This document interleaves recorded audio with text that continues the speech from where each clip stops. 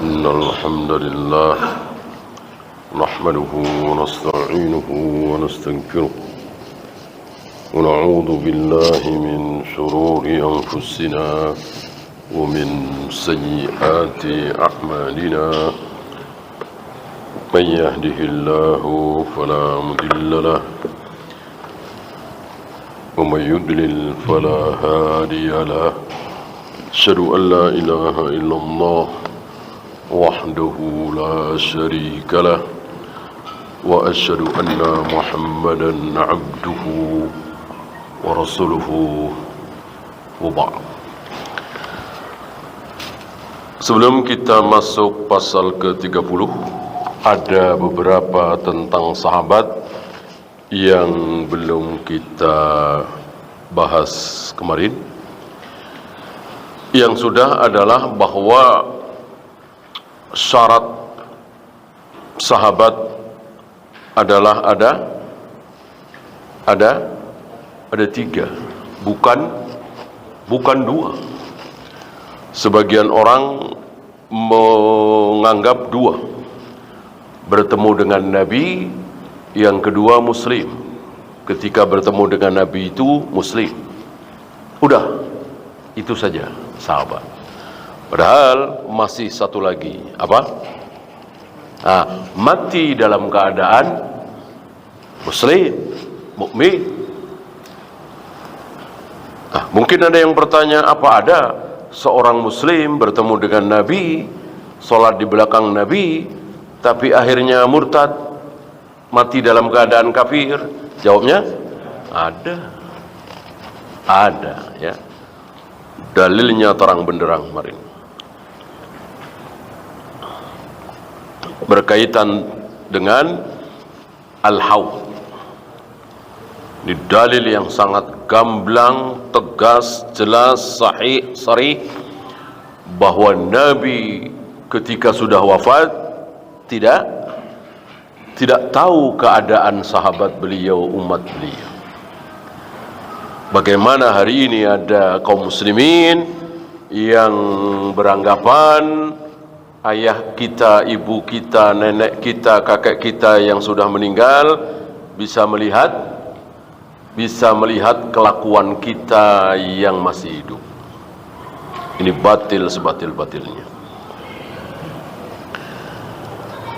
Kemudian contoh-contoh dari beliau, ya, dari mulai Abu Bakar, Umar, Utsman, Ali, Tulha, Zubair, Sa'ad bin Abi Waqqas, Sa'id bin Zaid, dan seterusnya sudah.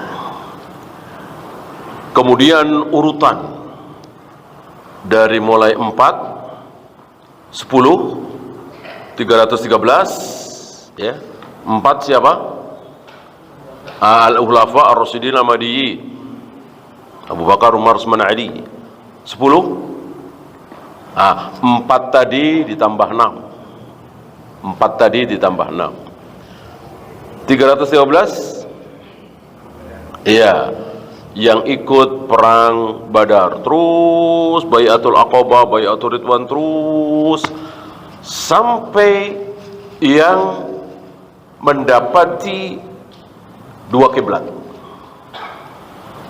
salat menghadap ke 2 kiblat.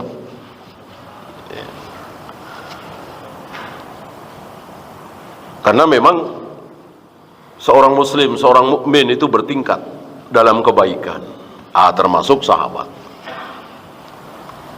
Walaupun yang paling dekat, misalnya Abu Bakar dengan Umar, tidak ada perselisihan nomor 1 dengan nomor 2, tetap berbeda antara Abu Bakar dengan Umar. Abu Bakar lebih mulia dari Umar, Abu Bakar lebih berilmu dari Umar, Abu Bakar lebih bertakwa dari Umar, dan seterusnya dan seterusnya. Karena menyamakan yang berbeda adalah dolim. Begitu pula sebaliknya, membedakan yang sama itu pun dolim. Nabi Musa, ya. Nabi Isa, ya. Muhammad, enggak. Yahudi dan Nasrani kan begitu. zalim luar biasa. Gitu ya.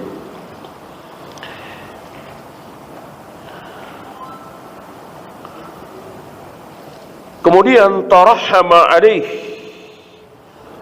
kita bertarahum, rahimahullah, bahkan lebih dari itu, radhiyallahu an. Dan tidak layak selain sahabat kita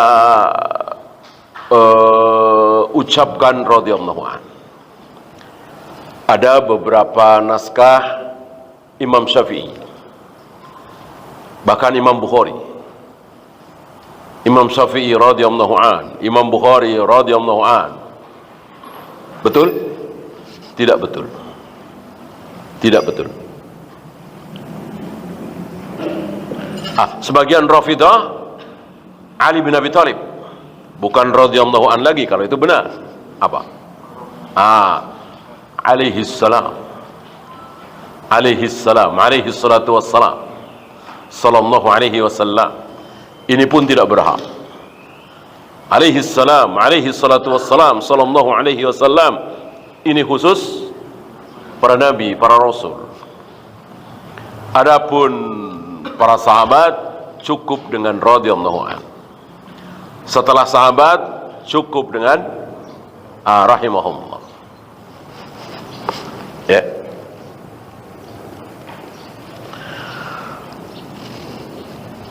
Wa tadhkuru fadlahu, kita sebut-sebut keutamaan para sahabat. Sahabat kan manusia, bukan malaikat. Tentu ada cacat, ada kesalahan. Nah, nggak usah dibahas, nggak usah disebut-sebut, kecuali dalam rangka menerangkan ilmu. Muawiyah pernah begini, Hatib bin Abi Balta'ah pernah begini, dalam rangka menjelaskan ilmu boleh. Adapun dalam rangka merendahkan para sahabat tidak boleh, walaupun kenyataan. Ya.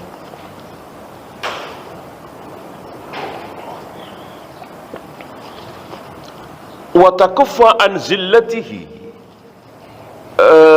menahan diri dari kesalahan-kesalahan para sahabat. Tidak seperti orang-orang Rafidah yang tidak menahan diri, bahkan melampiaskan kemarahan mereka kepada para sahabat dengan cacian makian. Luar biasa cacian makian mereka terhadap para sahabat. Wala nazkuru ahadan minhum illa bi khair, kita tidak menyebut satupun sahabat kecuali dengan sebutan kebaikan. Ini berdasarkan sabda Nabi alaihi salatu wassalam, idza dzukira ashabi fa amsiku, jika disebut nama-nama sahabatku, diam. Ada dua hal yang kita disuruh diam saat disebut. Satu sahabat, dua takdir.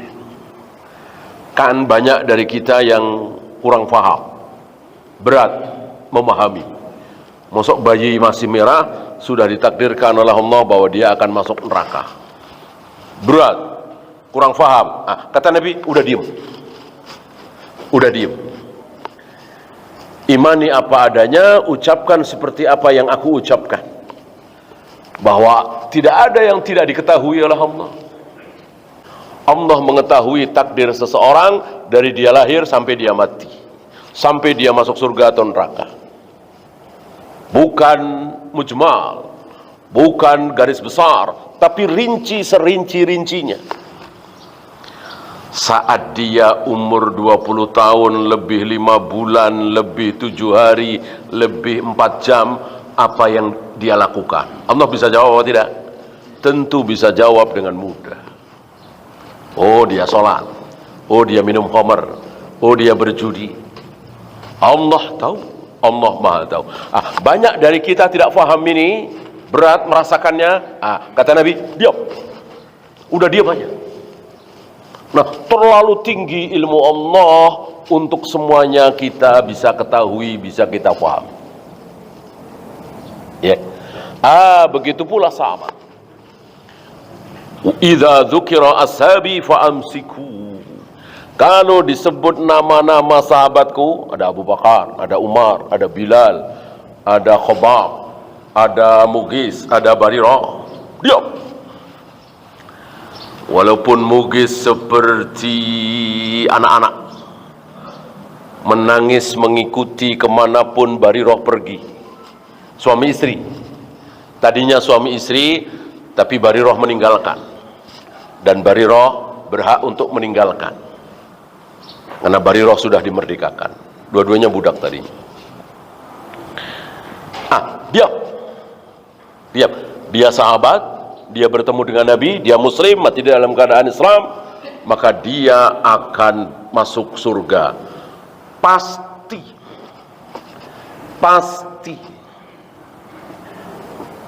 Bukan wallahu alam kita doakan, enggak, pasti. Yang memastikan Al-Qur'an. Radhiyallahu anhum wa radu an wa addalahum jannah. Sementara Hasan Basri, Tawus, Mujahid, Atha bin Abi Rabbah, Imam Syafi'i, Imam Hanafi, Imam Maliki, Imam Bukhari, enggak ada ulama yang berani memastikan. Ulama-ulama yang saya sebut ini pasti masuk surga, enggak berani. Adapun Mughis, Barirah berani. Ayatnya jelas kok. Ya.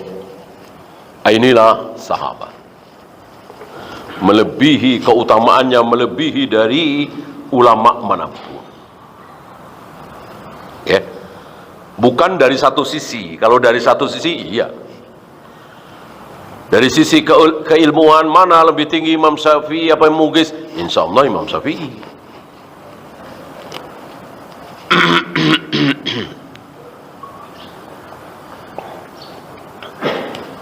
Dari sisi hafalan hadis, mana yang lebih banyak, Ibnu Hajar Al-Asqalani apa Mughis, Barirah? Tentu Ibnu Hajar Al-Asqalani. Gitu. Keutamaan kan bukan dari satu sisi. Kalau dari satu sisi doang, iya. Ya, keutamaan bukan cuma dari sisi ilmu, hafalan dan seterusnya. Banyak digabungkan. Ada ketakwaan, ada keimanan, ada kesabaran, ada keikhlasan, digabungkan, ada ilmu, ada hafalan, digabungkan. Nah, setelah digabungkan, maka para sahabatlah yang tertinggi.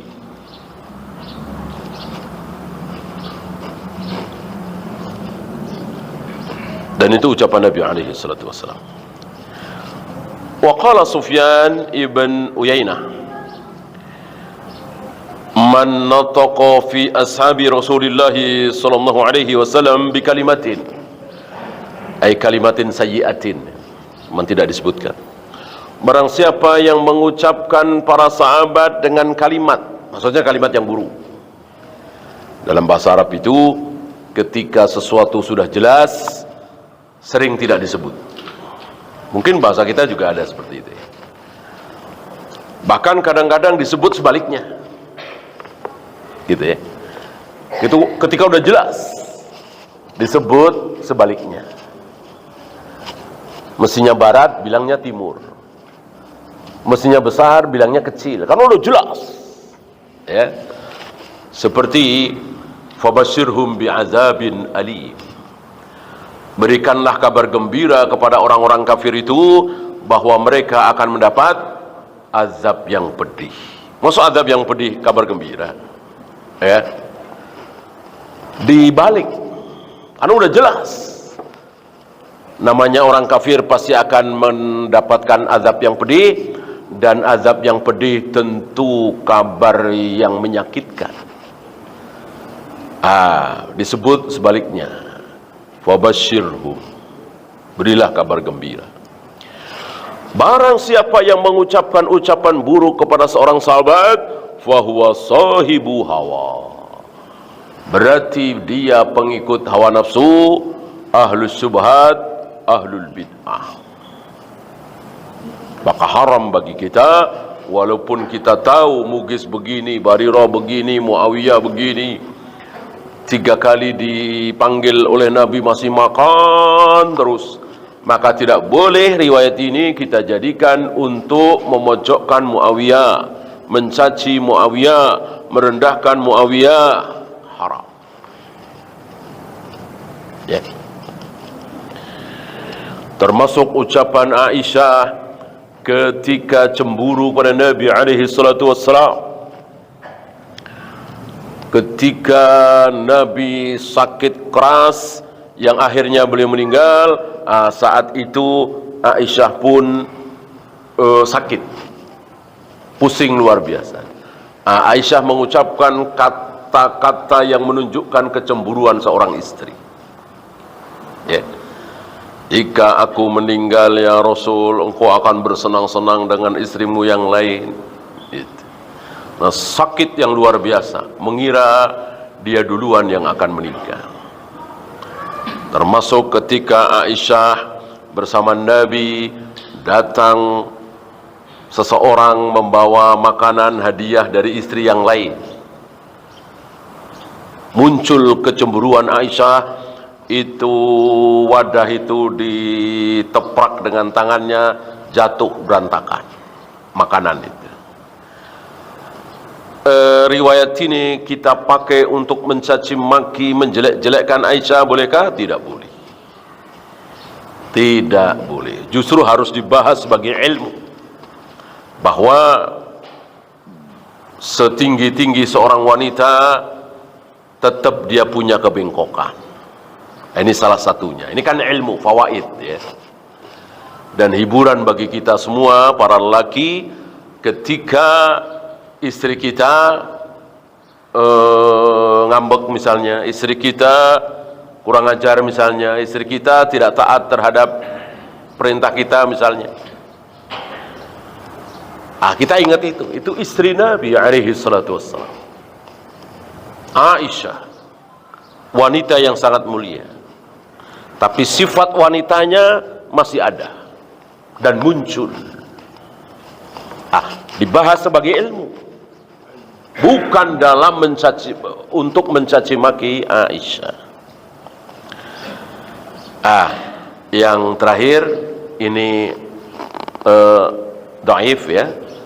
Sekali lagi ini dhaif, jangan sampai antum salah paham.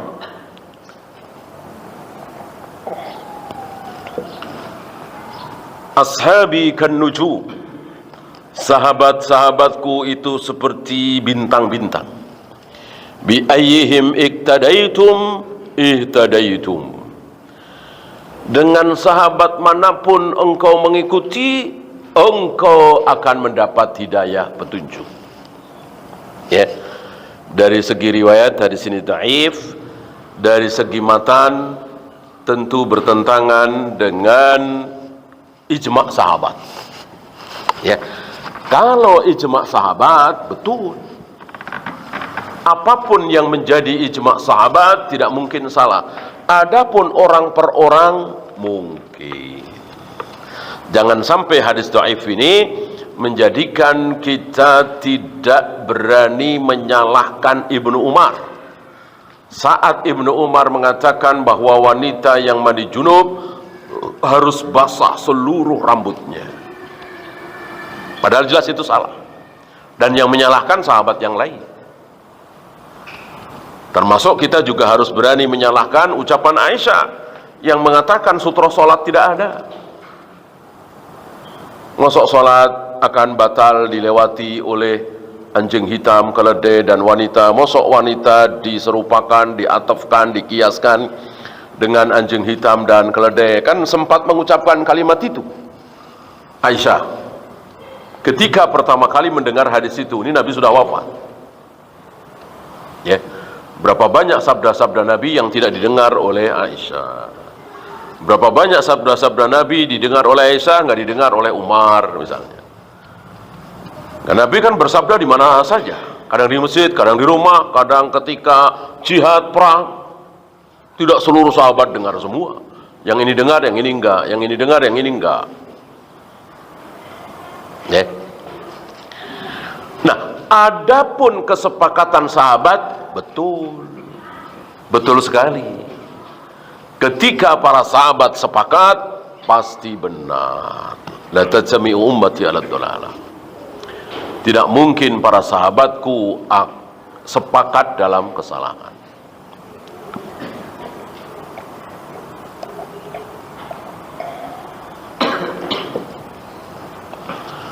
Hanya kesepakatan ini tidak seperti kita. Ayo kita sepakati keputusan ini, ucapan si fulan ini kita sepakati. Caranya tanda tangan, cap jempol, tunjuk jari, angkat tangan. Ini semua tidak ada di sahabat. Untuk menyepakati ucapan Aisyah bahwa Rasulullah salat malam tidak pernah lebih dari 11 rakaat, baik di bulan Ramadan atau di luar Ramadan. Ini kan ucapan Aisyah. Untuk menyepakati ucapan Aisyah ini, perlukah para sahabat tanda tangan, cap jempol, tunjuk jari, angkat tangan, dan seterusnya? Tidak.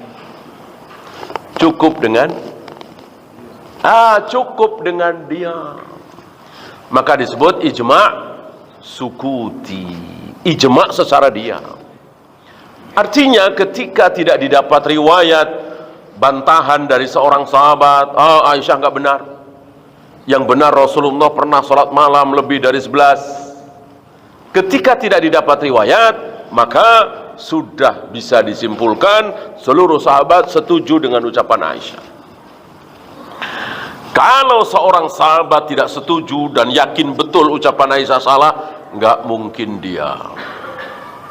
Para sahabat tidak mungkin diam terhadap kesalahan yang nyata. Ya, seperti Utsman yang beristihad untuk azan Jumat 2 kali. Adakah yang menentang? Adakah yang bicara? Ada. Salah satunya Ibnu Umar. Ibnu Umar teriak lantang, ini tidak benar. Termasuk ketika Utsman sholat 4 rakaat tidak dikosor saat beliau di Mina, padahal kan safar. Ya. Adapun ucapan Aisyah tadi, ya, ucapan Ibnu Abbas bahwa yauma taswaddul wujuh, pada hari di mana wajah-wajah mereka menghitam. Ibnu Abbas mengatakan ini wajahnya ahli bid'ah.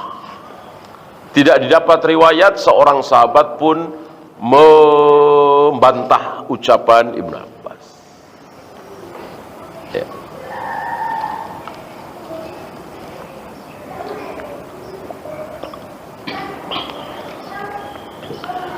Ya, ini tentang sahabat. Kita lanjut 30. Was-sam'u wat-ta'atu lil a'immati fima yuhibbullahu wa yarda. Salah satu prinsip Ahlus Sunnah wal Jamaah adalah mendengar dan taat. Prinsip kaum muslimin yang benar, ya. Ahlus Sunnah itu muslim yang benar. Sebab muslim yang tidak benar bukan Ahlus Sunnah. Maksudnya tidak benar di sini secara subhat, bukan secara syahwat, ya. Kalau secara syahwat, misalnya pernah minum khamr, pernah berjudi, pernah berzina, ini secara syahwat, nggak dibahas. Artinya tidak keluar dari Ahlus Sunnah. Yang keluar dari Ahlus Sunnah itu secara syubhat.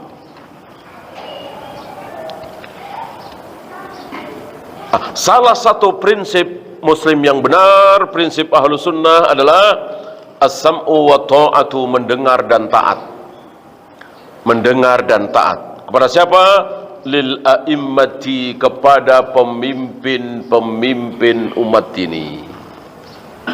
Pemimpin kaum muslimin, waliul amr. Ya, bukan ulama, bukan. Kalau ulama ya ditaati keilmuannya. Itu pun ketika berdasarkan dalil, ya kan?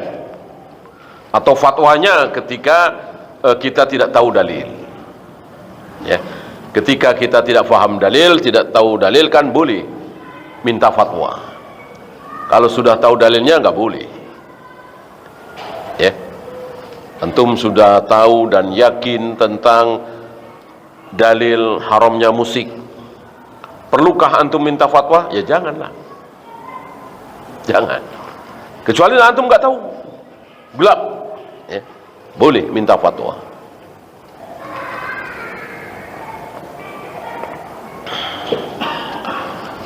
Fima yuhibbullahu wa yarda, dalam apa yang disukai oleh Allah, diridhai oleh Allah.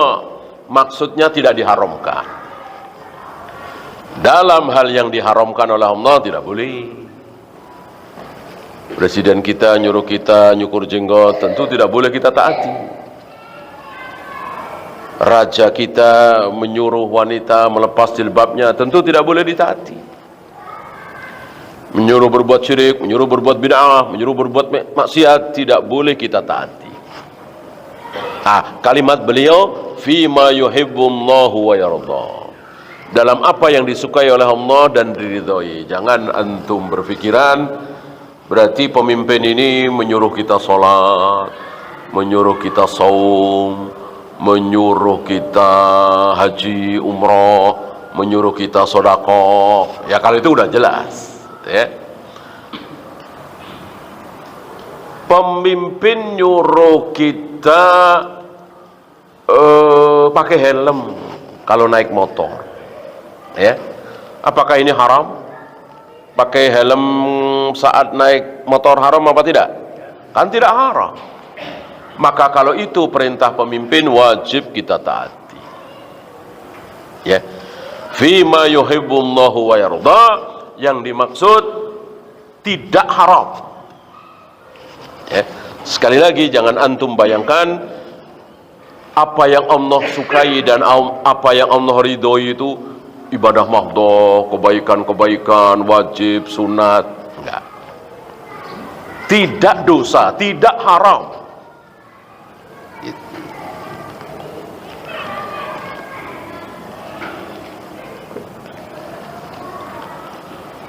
Tiap hari Senin kita semua disuruh pakai baju warna pink misalnya, ya kan? Misalnya kita nggak suka, wajib ditaati apa tidak? Wajib, karena pakai baju warna pink kan nggak haram, ya kan? Kecuali laki-laki suruh pakai rok, perempuan suruh buka jilbab, ya tentu tidak boleh kita taati. Ya. Sesuatu yang halal, walaupun kita tidak suka, ya. Fima ahabba au kariha, dalam apa yang kalian sukai atau kalian benci. Karena kita benci, nggak suka. Mosok pakai baju pink gitu, atau mosok suruh apalah yang kita nggak suka, tapi itu halal, maka wajib ditaati. Maka Abu Dzar pernah bersumpah saat sebagian orang memancing-mancing. Sepertinya ini cikal bakal Khawarij atau punya sifat Khawarij, yaitu saat Abu Dzar dipecat oleh Utsman. Abu Dzar, antum tahu, seorang sahabat yang sangat-sangat luar biasa membenci dunia ini. Beliau mewajibkan miskin, seolah seperti itu. Beliau berpendapat bahwa tidak boleh seorang muslim itu menumpuk harta. Artinya sisa dari buat makan, buat minum, nafkah sehari-hari, udah sedekahkan semua. Beliau salah faham dengan ayat walladzina yaknizuna adz-dzahaba wal fiddata, orang-orang yang menumpuk emas dan perak, ya, dikiranya tidak boleh menyimpan itu, harus habis. jadi gubernur waktu itu beliau. Maka mendengar ini langsung diberhentikan oleh Utsman. Ya, istilah kasar kita dipecat lah ya. Tentu secara fitrah manusia sakit hati ya kan. Nah, ketika beliau di pengasingan di Rabdah, hidup dalam keadaan miskin, datanglah orang-orang yang terkena syubhat Khawarij dengan mengatakan engkau lebih baik dari dia, engkau lebih pantas menjadi khalifah daripada dia, ulurkan tanganmu akan aku baiat. Marah Abu Dzar dengan mengatakan, demi Allah, kalau Utsman meninggal kita tidak akan mendapatkan manusia sebaik Utsman. Nah, lihat keadilan seorang sahabat, dipecat, sakit hati, tapi tetap adil ucapannya. Lalu Abu Dzar bersumpah, demi Allah, seandainya Utsman menyuruh aku mengarungi lautan, mendaki gunung, demi Allah akan aku taati. Gitu. Padahal ya tentu capek sekali, lelah sekali, nggak suka. Siapa yang suka disuruh mengarungi lautan, mendaki gunung? Tapi kalau itu perintah khalifah, Amirul Mukminin, raja, presiden, wajib ditaati. Ya. Ini banyak dari kita, terutama dari kalangan hizbiyin, harakiyin, tidak paham. Terutama yang terkena syubhat demokrasi. Jadi pemimpin itu ditaati kalau sesuai dengan keinginan rakyat. Kalau tidak sesuai dengan keinginan rakyat, ya jangan ditaati. Kalau perlu digulingkan, demo. Ini ajaran demokrasi. Ajaran Islam Ahlus Sunnah mewajibkan kepada kita semua para rakyat untuk taat setaat-taatnya, walaupun diperintah sesuatu yang kita tidak suka. Sebagaimana Abu Dzar tadi. Abu Dzar memberikan contoh kepada kita semua bahwa dalam Islam tidak ada istilah apa kira-kira?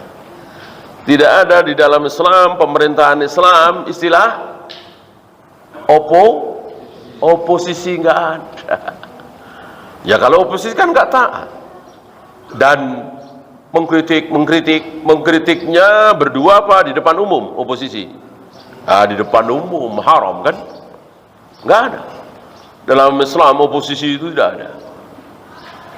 Seandainya kita berbeda pendapat dengan penguasa dan kita yakin betul penguasa ini keliru, yang benar begini-begini, boleh menasehati, tapi harus berdua. Ya bolehlah bertiga, berempat. Artinya jangan di depan umum, jangan di televisi, di internet, di radio, di jalanan. Haram. Kata siapa? Kata Nabi alaihi salatu wassalam. Pegang tangannya, ajak ke tempat sepi, nasihati. Kalau dia mendengarkan nasihatmu, mengikuti nasihatmu, alhamdulillah. Kalau tidak, gugur kewajibanmu. Artinya udah nggak ada masalah, sudah menyampaikan. Ini yang tidak disadari oleh saudara-saudara kita.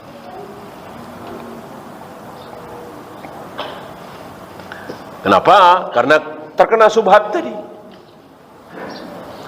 Seolah apa yang dicontohkan oleh Barat, Eropa, Amerika pasti benar. Kalau Eropa, Amerika memang seperti itu. Diawali oleh revolusi Prancis, ya kan? Sukses rakyat, ya kan? Dikiranya itu sebuah kebaikan, harus dicontoh. Ya. Atau mungkin revolusi Iran misalnya. Dikiranya itu sebuah kebaikan, boleh dicontoh, harus dicontoh. Tidak. Kita teguh dengan dalil, kita yakin dengan kebenaran qala Allah wa qala Rasul, bahwa menasehati, memperbaiki penguasa tidak boleh di depan umum. Ya nggak mungkin ada oposisi lah. kalau menasihati penguasa tidak di depan umum? Siapa yang tahu? Usamah bin Zaid pernah dikritik, pernah dikomplain oleh orang-orang yang barangkali terkena subhat Khawarij. Hari itu kan luar biasa kan, nama Utsman bin Affan itu tercoreng karena fitnah. Fitnah itu luar biasa ya. Bayangkan manusia semulia Utsman ya, kan manusia paling mulia hari itu di muka bumi. Rasul sudah wafat, Abu Bakar sudah wafat, Umar sudah wafat, manusia termulia di muka bumi siapa kalau bukan Utsman? Tapi luar biasa, dicaci, dimaki, dihina. Bahkan yang ada riwayat yang berhasil membunuh Utsman kan dia bilang apa? Aku belum pernah jihad sebesar jihadku barusan. Jadi membunuh seorang Utsman dibilang jihad. Kayak apa subhat itu? Ya. Gara-gara apa? Fitnah. Maka fitnah itu luar biasa, sangat luar biasa. Maka hukuman orang yang menyebarkan fitnah lalu menjadi korban ribuan manusia, mungkin jutaan ya kan? Kan terkena fitnahnya kan jadi korban juga. Misalnya antum membenci si fulan, saya membenci si fulan karena sebuah berita. Padahal berita itu nggak benar.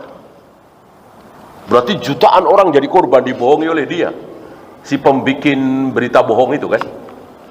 Luar biasa. Maka hukumannya apa? Masih ingat?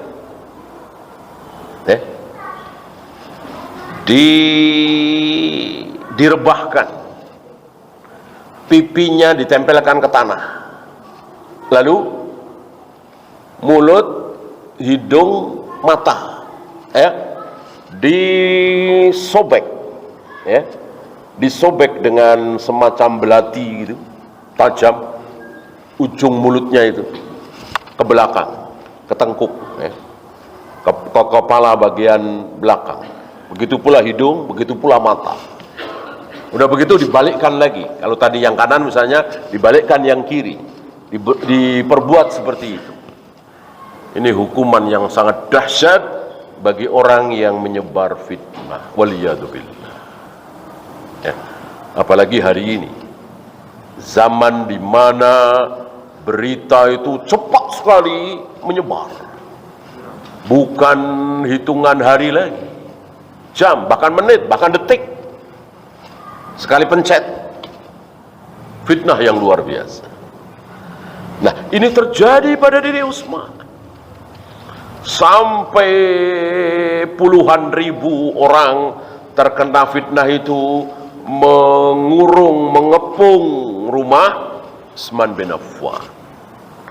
Sampai Utsman tidak bisa ke masjid sholat berjamaah. Emang beliau sudah tua, kan 80-an ya, atau hampir 80-an. Dan siapa yang menjadi imam Masjid Nabawi waktu itu? Siapa? Pemberontak itu.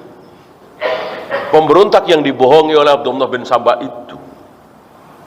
Ali bin Abi Thalib, Zubair bin Awam, Thalha bin Ubaid, nggak bisa apa-apa. Dan inilah kedalaman ilmu para sahabat. Nggak ada sahabat yang melawan, ngalah aja. Karena sesama muslim. Coba kalau sahabat ngelawan, ini pemberontak, ini nggak benar, harus dilawan. Ya banjir darah, perang sesama muslim. Maka para sahabat faham harus mengalah.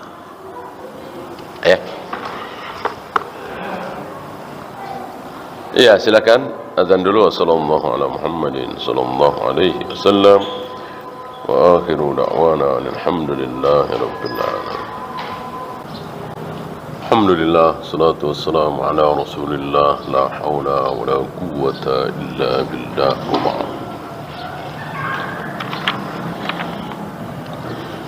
Kita lanjut sedikit. Wa man waliyal khilafata bi ijma'in nasi alaihi wa ridahum bihi fahuwa amirul mu'minin. Dan barang siapa yang menjadi khalifatul muslimin bi ijma'in nasi alaihi, dengan berdasarkan ijma' kesepakatan manusia rakyat, dengan ridho mereka. Ini sifat ya, ini sifat, bukan syarat ya. Sama dengan ucapan Nabi bahwa Allah mengutuk dan melaknat wanita-wanita yang mengikir gigi, mencukur alis, menyambung rambut, mentato badan. Nabi menyebut wanita. Apakah itu syarat? Tidak.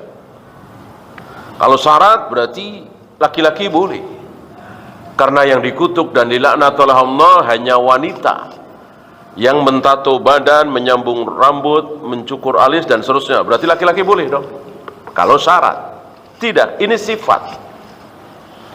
Artinya hari itu yang mencukur alis, yang menyambung rambut, yang mentato badan, semuanya perempuan. Maka disebutkan wanita. Gitu ya. Begitu pula ini. Ini adalah sifat dari khalifah itu. Memang disepakati oleh kaum muslimin. Ya. Oleh karena itu ketika ada khalifah kok banyak, atau presiden atau raja kok banyak yang nggak suka, nggak masalah, nggak masalah.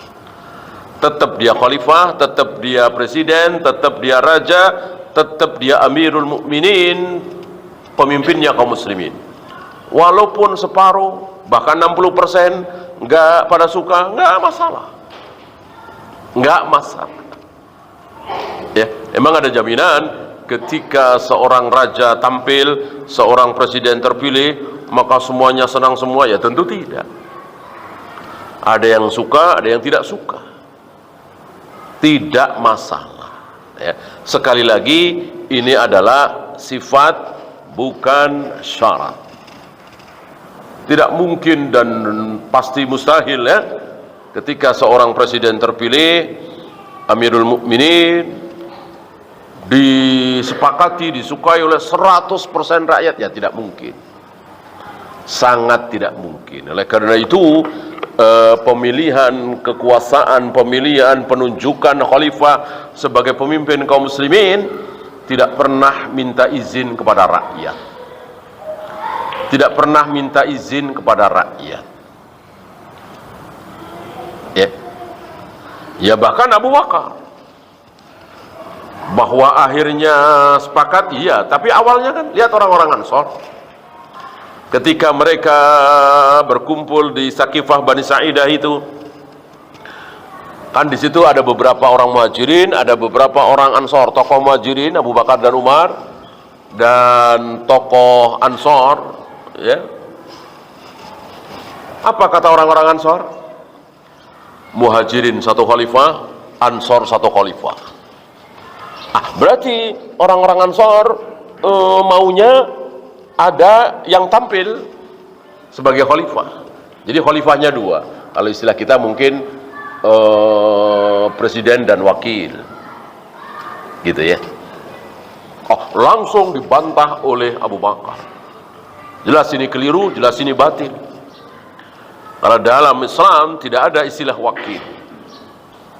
Antum pernah dengar waktu Abu Bakar jadi khalifah, wakilnya siapa? Waktu Umar jadi khalifah, wakilnya siapa? Wakilnya Utsman, wakilnya Ali? Enggak ada. Wakil itu ditunjuk oleh khalifah ketika khalifah berhalangan. Sama ketika Rasul menunjuk Utsman untuk menjadi orang nomor 1 di Madinah saat Nabi ke Badar ya, yang akhirnya perang Badar. Awalnya kan Nabi tidak tahu dan nggak ada yang tahu kalau akhirnya akan terjadi perang Badar. Kan tujuan Nabi bersama 300 sahabat ke Badar itu tujuannya bukan perang, tapi Allah berkehendak lain, yaitu perang. Ya. Ini dia.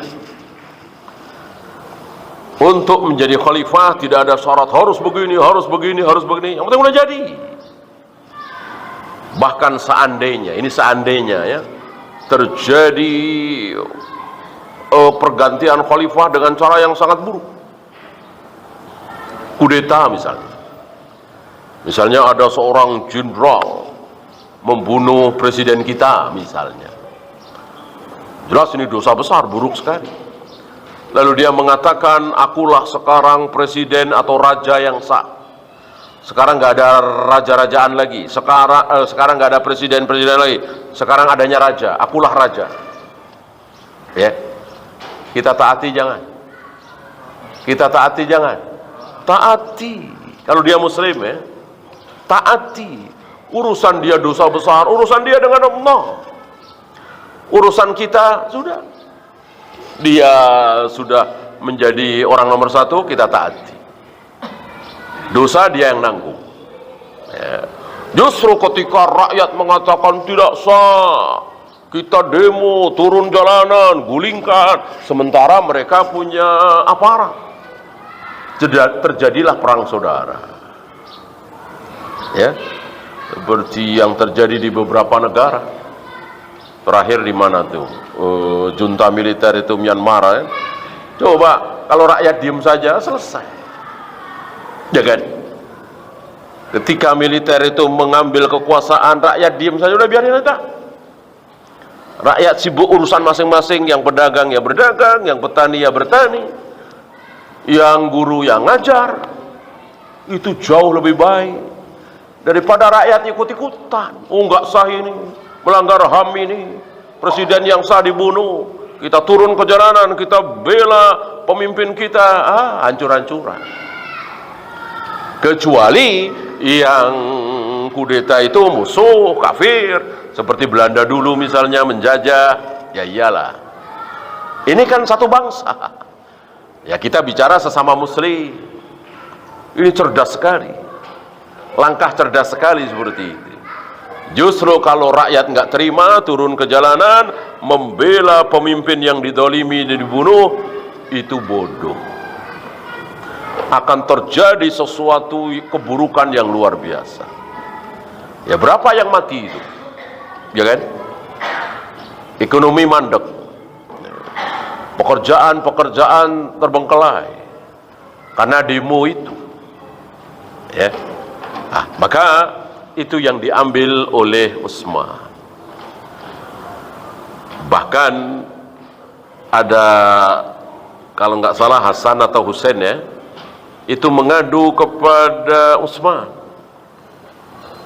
Kami nggak suka, kami nggak rela, kami nggak enak diimami oleh pemberontak. Kan yang imami pemberontak, yang menguasai Masjid Nabawi bahkan Madinah, pemberontak waktu itu, yang mengepung rumah Utsman bin Affan. Para sahabat nggak berdaya. Apa jawab Utsman? Salat adalah amal terbaik. Ketika orang buruk, ketika pemberontak melakukan amal terbaik, ikuti. Artinya Utsman menasihati kepada seluruh sahabat, nggak apa-apa sholat di belakang pemberontak, nggak masalah. Dia muslim. Inilah keadilan. Ya. Nggak ada Utsman memberikan isyarat kepada para sahabat, udah lawanlah. Apapun yang terjadi lawan. Demi kebenaran. Nggak. Tidak sama sekali. Jadi jangan sampai kekuasaan yang sudah ada itu kemudian diserahkan, digantikan. Karena pergantian kekuasaan itu menimbulkan sesuatu yang buruk. Minimal bikin lama lah. Yang sedang berjalan bagus terhenti, istirahat dulu. Ya minimal itu. Apalagi kalau kebijakan yang bagus itu diganti.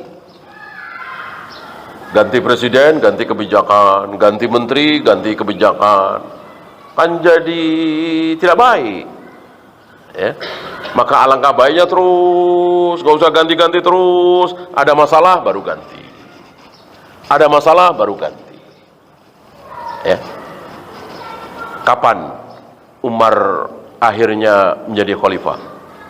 Kapan? Kapan? Setelah Abu Bakar wafat. Kapan Utsman jadi khalifah? Ketika Umar wafat. Kapan Ali jadi khalifah? Ketika Utsman wafat, dan begitu terus. Tidak ada pembatasan 4 tahun, 5 tahun, 10 tahun. Apa iya kita katakan yang dicontohkan oleh para sahabat ini tidak baik? Lebih baik cara demokrasi, batasi 4 tahun, 5 tahun, 10 tahun. Apa iya? Apa tega mulut kita mengucapkan kalimat seperti itu? Sementara Abu Bakar, Umar, Utsman, Ali dijamin surga, dijamin ampun, dijamin ridho. Mosok mencontohkan pemerintahan salah. Justru yang salah itu yang demokrasi itu. Dibatasi 5 tahun, 10 tahun, itu yang salah. Dan terjadilah apa yang terjadi. Pemborosan yang luar biasa, bukan miliaran lagi, triliunan. Wallahu a'lam. Ya, waktu habis, kita akhiri. Subhanakallahumma bihamdika asyhadu an la ilaha